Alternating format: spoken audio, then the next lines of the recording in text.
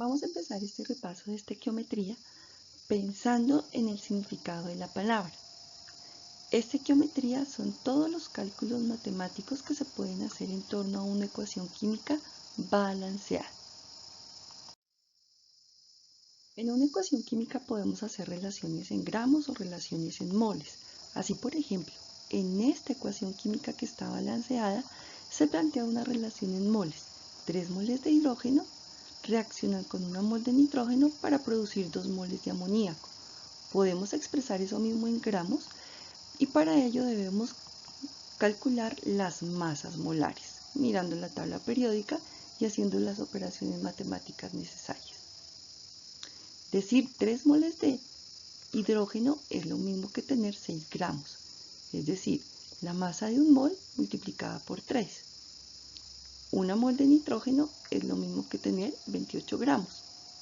Y 2 moles de amoníaco es multiplicar la masa de 1 mol, 17 gramos, por 2.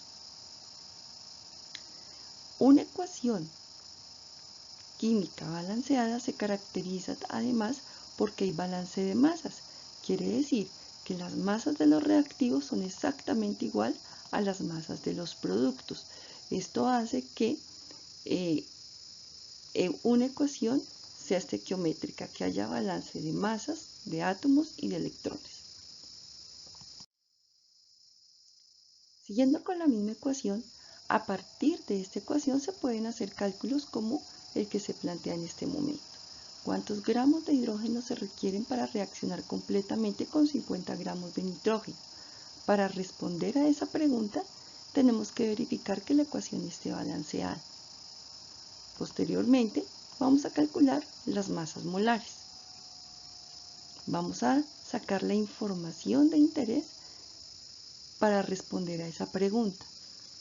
Como me están preguntando por los gramos de hidrógeno, a partir de 50 gramos de nitrógeno, la información que vamos a utilizar de la ecuación es precisamente esa, que 3 moles de hidrógeno reaccionan exactamente con 1 mol de nitrógeno.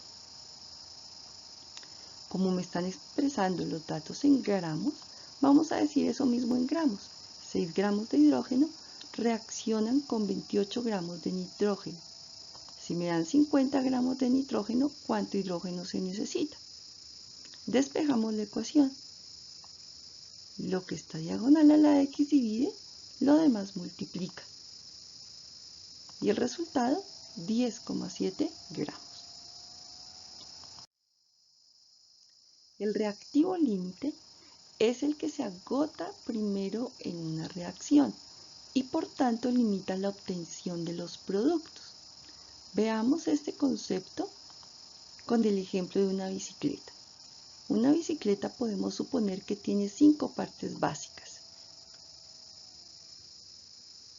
2 llantas, 2 pedales, un cuadro, un sillín y un manubrio. Si suponemos que tenemos todos estos materiales, ¿cuántas bicicletas se pueden armar? Lo que tenemos que identificar es cuál de los materiales se va a agotar primero y por tanto va a limitar la armada de las bicicletas.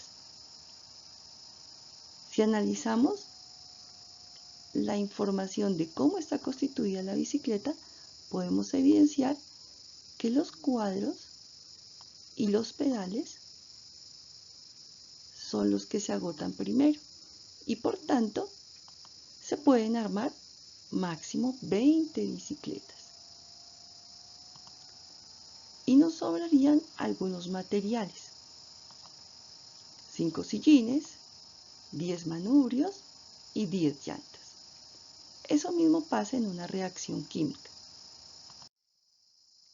Si tenemos esta reacción química, podemos responder, primero la balanceamos, podemos responder a esta pregunta.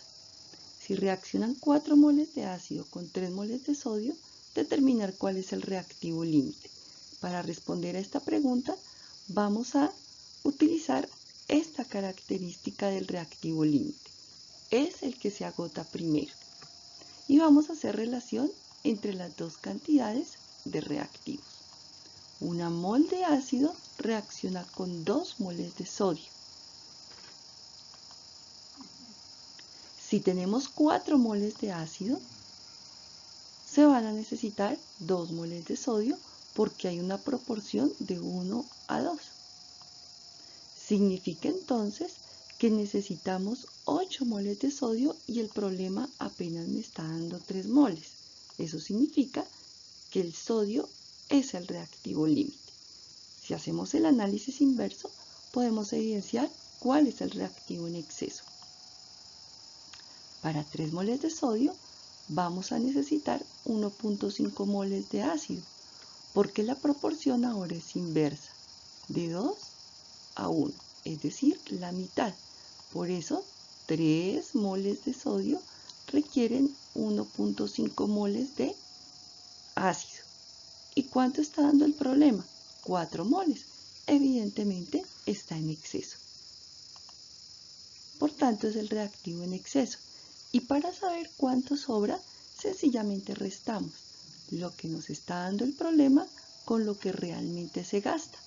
Y nos daría un exceso de 2.5 moles. También se puede hacer un cálculo en gramos para determinar el reactivo límite como se muestra a continuación. Calcule la cantidad de amoníaco que se produce cuando reaccionan 30 gramos de hidrógeno y 30 gramos de nitrógeno. Para esto vamos ahora a utilizar la segunda característica del reactivo límite. Es el que produce la menor cantidad de producto. Primero balanceamos la ecuación. Como lo vamos a hacer en función del producto, primero vamos a relacionar la cantidad de hidrógeno y la cantidad de amoníaco. ¿Qué plantea la ecuación frente a esto? Que 3 moles de hidrógeno me producen 2 moles de amoníaco. Eso mismo en gramos.